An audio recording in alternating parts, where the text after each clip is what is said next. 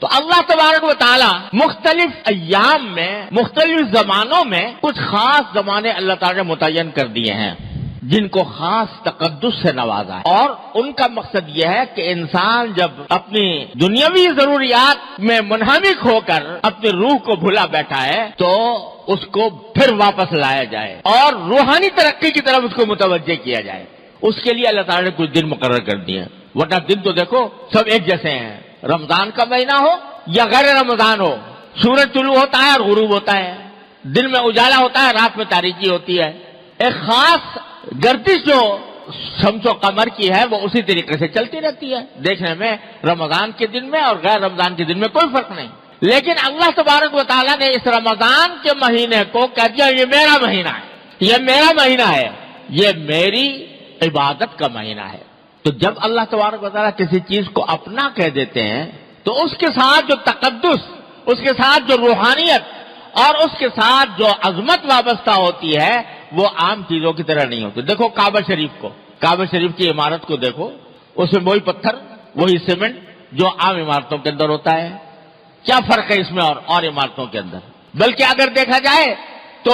دوسری عمارتیں زیادہ خوبصورت اور زیادہ شاندار نظر آتی ہیں بنسبت کعبہ شریف کی عمارت کے۔ لیکن میرے مولا نے کہہ دیا کہ یہ میرا ہے،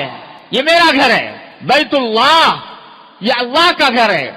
اپنی طرف نسبت کر دی۔ اور جب اپنی طرف نسبت کر دی تو اس کے ساتھ جو تقدس وابستہ ہوا، اس کے ساتھ جو لذت ملی، اس کے ساتھ جو حلاوت ملی، اس سے جو روحانیت وابستہ ہوئی، ساری کائنات کی اعلیٰ سے اعلیٰ عمارت بھی اس کا مقابلہ نہیں کر سکتی۔ ایک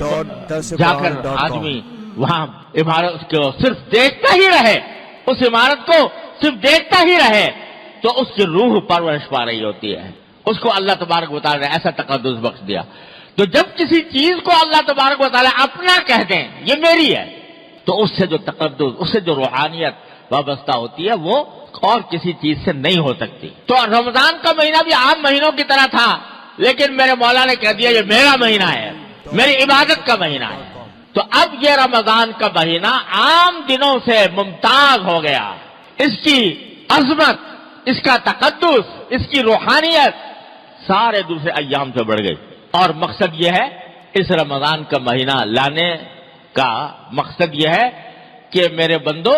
تمہیں میں نے کھانے پینے کی اجازت دی تھی، تمہیں میں نے روزی کمانے کی اجازت دی تھی،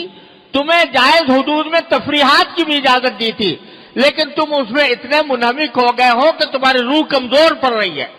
اب واپس آ جاؤ، ایک مہینے کے لیے اس طرح واپس آ جاؤ کہ اب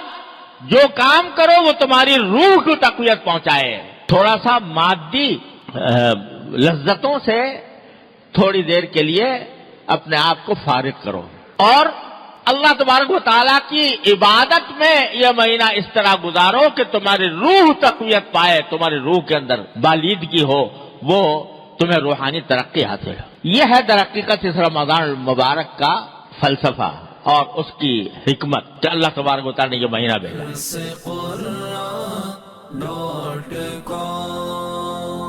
www.dasquran.com